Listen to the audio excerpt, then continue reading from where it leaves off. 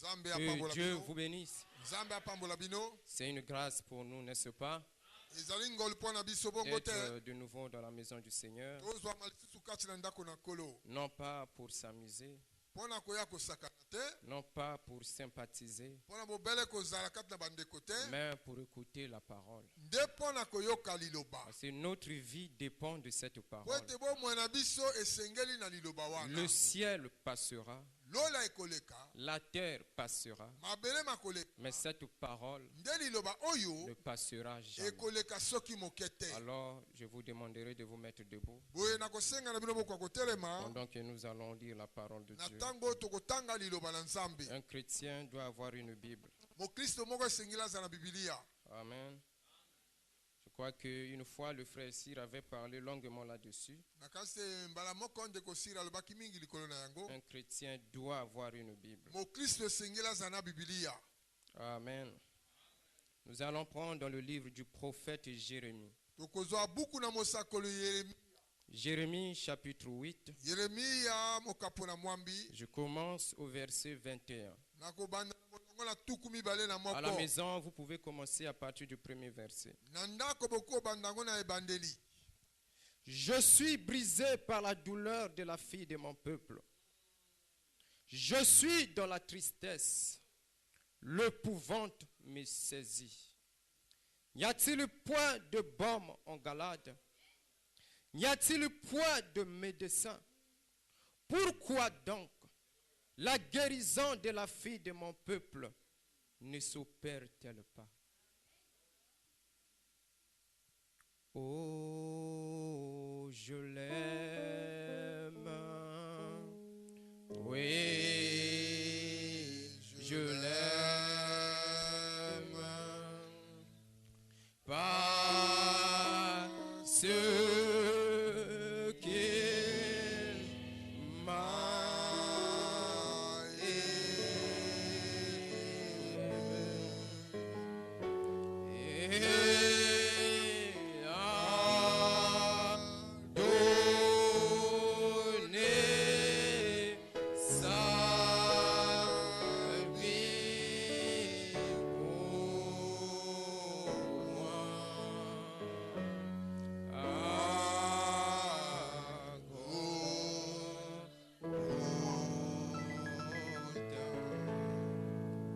Gracieux Père Céleste, ce matin, Seigneur, nous sommes venus dans ta maison.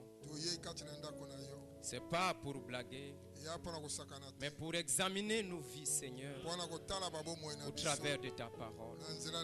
Et ce matin, je te prie, oh Dieu, si jamais j'ai parlé de ta part, que ça soit maintenant. Et si jamais ce peuple t'a écouté, que ça soit ce matin. Ceci pourrait être, Seigneur, la dernière fois que je me tienne devant ce peuple pour parler de ta part.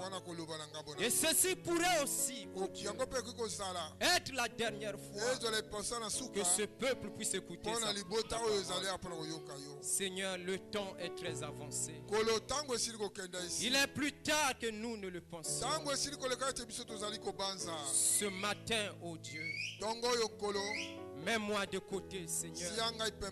L'homme n'a rien de bon. Il n'y a que toi qui peux bénir. Il n'y a que toi qui peux guérir. Il n'y a que toi qui peux sauver. Est-ce que la grande onction qui était descendue le jour de la Pentecôte, qui a sauvé 3000 âmes, que cette même onction, Seigneur, puisse descendre ce matin.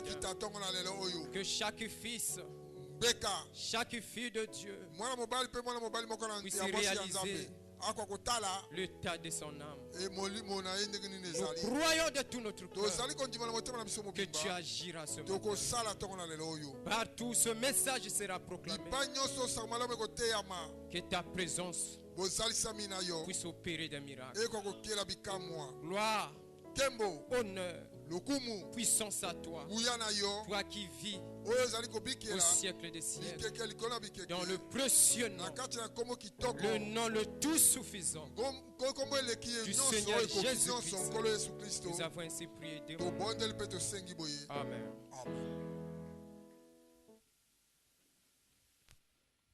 Que Dieu vous bénisse. Que Dieu vous bénisse. Amen. Ce matin, je voulais bien continuer avec notre thème de la fois passée.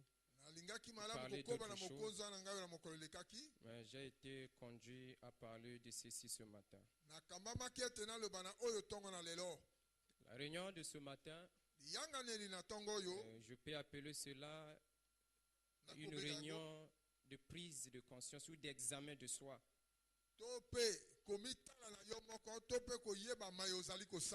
Nous venons de lire dans le livre de Jérémie. Pendant que nous allons évoluer, que chacun de nous soit concentré sur ce qui est en train d'être dit ce matin. Parfois, nous pensons être des frères. Parfois, nous pensons être des sœurs, alors que nous ne le sommes pas encore. Parfois, nous croyons être une église, mais parfois, nous ne le sommes pas encore. Voilà pourquoi ce matin, si j'ai trouvé grâce à vos yeux, accordez-moi votre attention. Amen. Oubliez vos problèmes. Oubliez vos dettes. Dieu prendra soin de cela. Mais ce que je vous demanderai ce matin, c'est d'être concentré sur la parole. Au fur et à mesure que nous évoluons, chacun va essayer d'examiner sa vie. Amen. Amen. Il n'y a pas une chose qui est plus que votre âme. Vous pouvez avoir 10 maisons en étage. Vous pouvez avoir 5 milliards dans vos comptes. On pourra vous donner le monde entier. Mais cela ne représente rien devant votre âme. Votre âme a plus de valeur plus que tout au monde. La parole ne dit-elle pas que votre âme vaut 10 000 mondes? Et s'il y a quelque chose que nous devrions beaucoup accorder notre attention, accorder notre temps, c'est notre âme. Le prophète dit ceci: je suis brisé par la douleur de la fille de mon peuple. Je suis dans la tristesse. L'épouvante me saisit. Y a-t-il pas de bon mon galade? Y a-t-il pas de médecin? Pourquoi la guérison de la fille de mon peuple? Pourquoi donc? Pourquoi donc la guérison de la fille de mon peuple ne s'opère-t-elle? C'est la question que nous allons répondre ce matin. Que nous allons essayer de parler ce matin.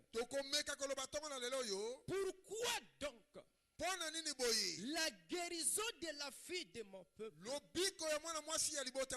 ne s'opère-t-elle pas? Jérémie le prophète a regardé la vie des enfants d'Israël. Lorsque le prophète ou Dieu arrive à poser la question pourquoi, c'est qu'il y a un problème. Et lorsque nous parlons des enfants d'Israël, il s'agit de vous et moi que je parle ce matin. Ne regardez pas un pays juif qui se trouve quelque part. Il s'agit de vous, mon frère. Il s'agit de vous, ma soeur. Jérémie s'est dit angoissé, attristé. En regardant les enfants d'Israël, leur vie ne partait que du mal au pire. Pas de changement. Jérémie a fait l'examen. Il a fait l'inventaire. Il s'est senti attristé.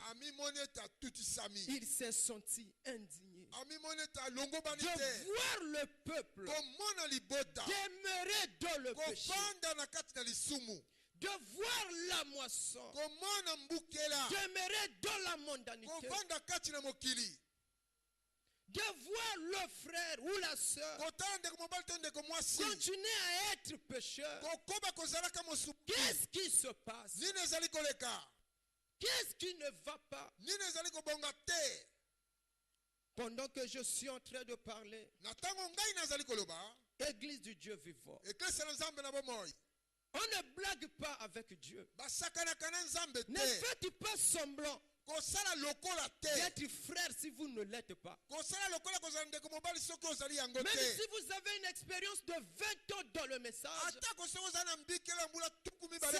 ça la préoccupation de Dieu.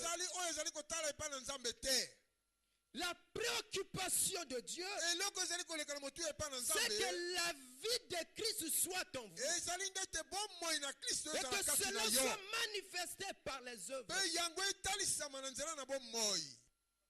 Je suis brisé. Je suis attristé. L'épouvante me saisit. Pourquoi la moisson ne change pas? La moisson, c'est moi, c'est toi.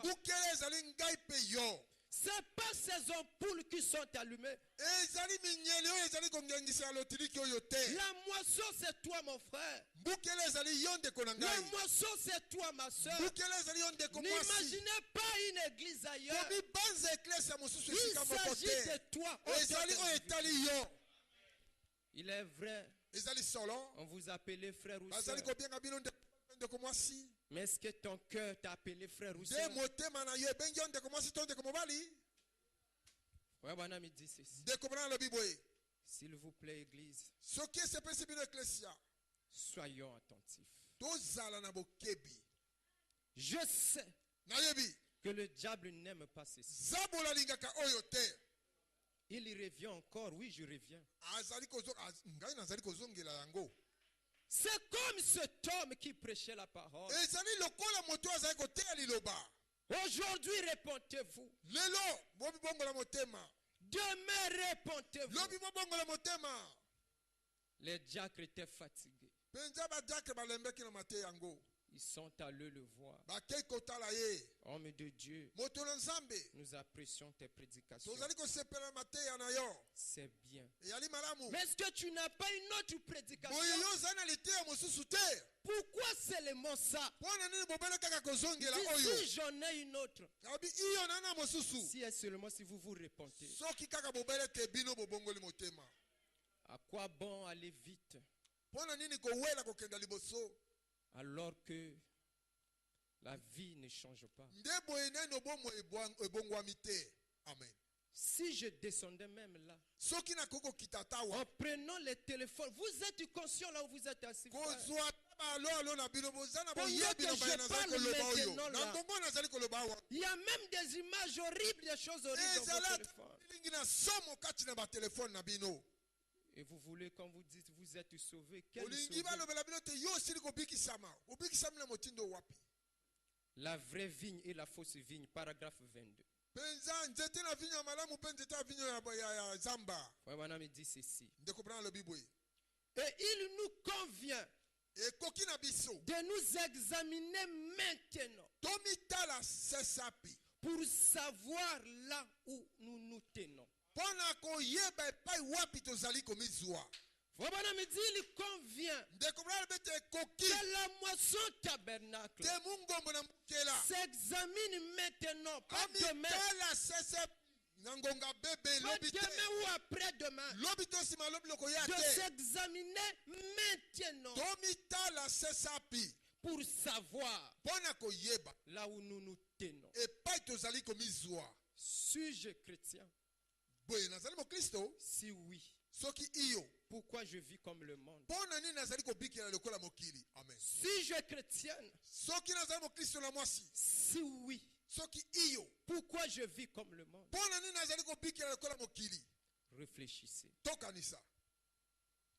Nous sommes au temps de la fin. Ce n'est pas le temps de jouer. Amen. Nous sommes au temps de la fin. Ce n'est pas le temps de blaguer. Ne blaguez pas avec votre salut. Le ciel, ce n'est pas une imagination.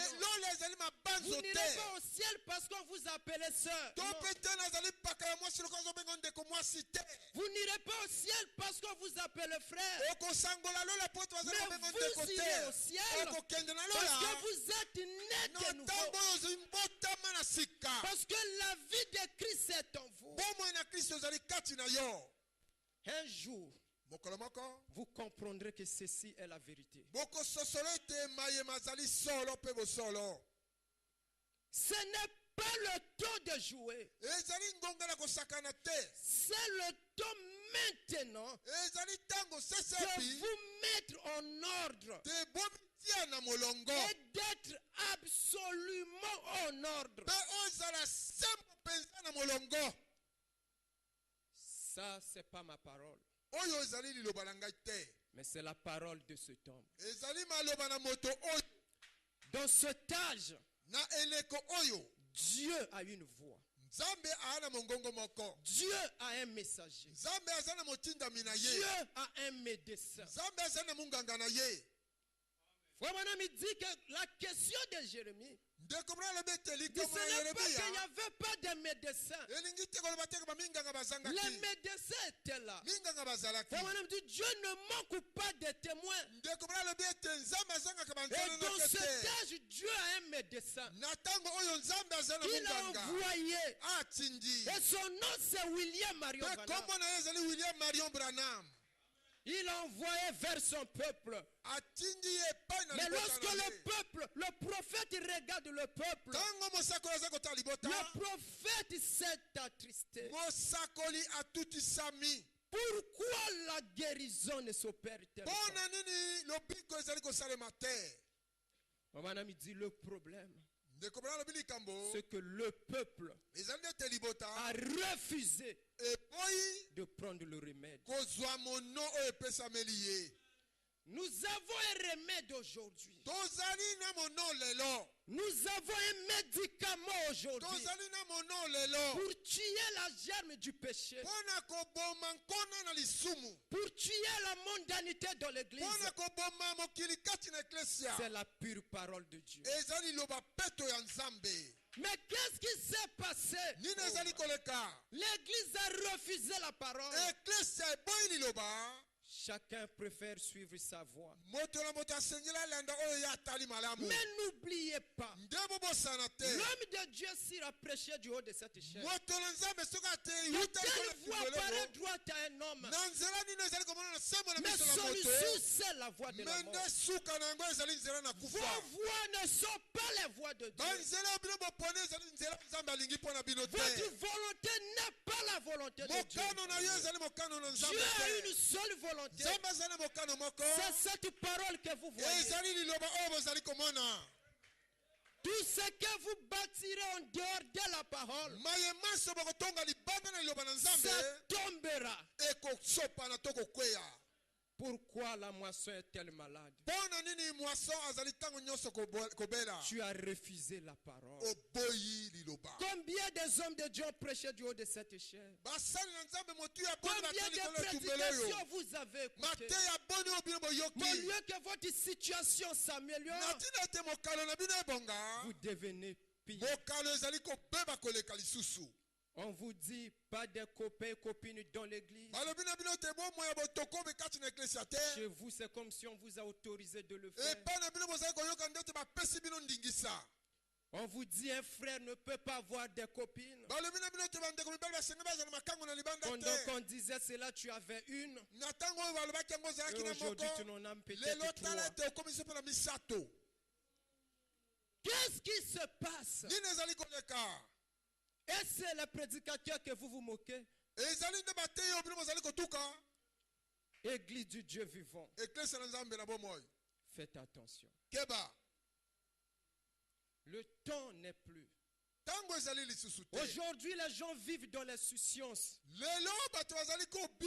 C'est comme si ce monde continuera à être ainsi. Ne vous en faites pas. Ce monde sera détruit. Dieu détruira ce monde. Et ceux-là qui refusent de marcher avec lui. Pourquoi ta vie ne change-t-elle pas? Maman me dit, regardez la parole comme un miroir.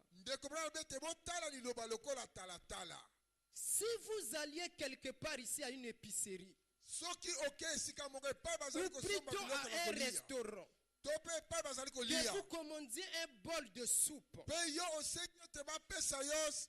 et qu'il y a là-dedans une mouche,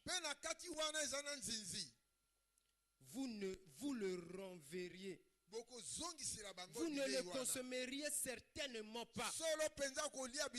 Vous surveillez ce dont vous nourrissez ce corps. Cependant,